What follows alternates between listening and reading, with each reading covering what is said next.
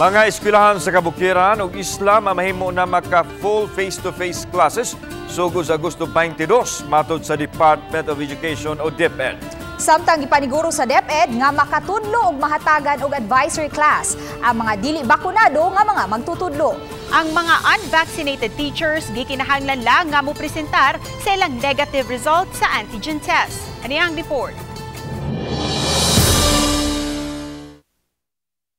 Sa Agosto 22 na giragdang sugdan ang klase sa mga public schools din ipatuman ang limited face-to-face nga klase. Sa mga tinunan samtang sa Nobyembre ang full implementation.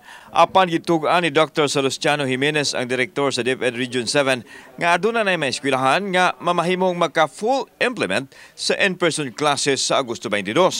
Lakip sa gidugutan ang mga tunghaan nga anaa sa kabukiran o kaislahan o sa mga dapit nga minus ra ang populasyon nga nakasuway na usab sa unang pagpatuman sa limited face-to-face classes. In some areas, actually, there is no prohibition as to implementing the full face-to-face classes starting August 2022. So, ang katong mga bukid nga gagmay ra og enrollment or mga isla nga murag layo ra kaayo sa kanang naay posibilidad nga naay mag-COVID. Nagpadayon usab ang enrollment sa matuhaan din miabot sa kapin usa ka milyon ang ilang nadawat ug kumpiyansa sila nga makabot o kaha molapas pa sa target nga 2 milyon karong tuiga. Giangkon sa DepEd nga aduna pay mga classrooms nga ahihonon human sa pag-igo sa bagyong Odette apan gipangitaan na nila og pamaagi nga dili maghuot ang matinun-an sa ilang classroom aron magpabilin ang minimum health protocols.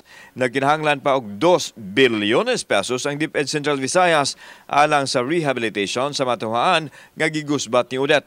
Nagpadayon usab ang Brigada Eskwela din usa sa ilang gipaniguro ang pagpanglimpyo sa matuhaan aron malikay sa dengue ug ubang mga balatian ang mga tinun-an. So ang tanan natong mga actions redound para sa pagpreparar, no, mga masiguro gyud nga ang ato ang pag-abli sa klase safe gyud para sa mga bata o sa tanang mga personnel, both teaching and non-teaching personnel.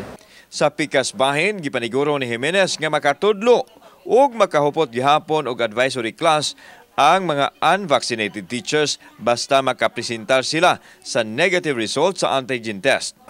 It was emphasized by our Deputy Secretary and VP Sara Duterte na no discrimination. So though no discrimination, we allow them to come to school even if they are unvaccinated. But still, we do encourage.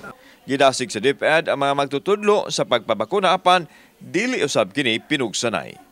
Kauban si Cleofer Lumayag, ako si Alan Domingo. Balitag Bisdak.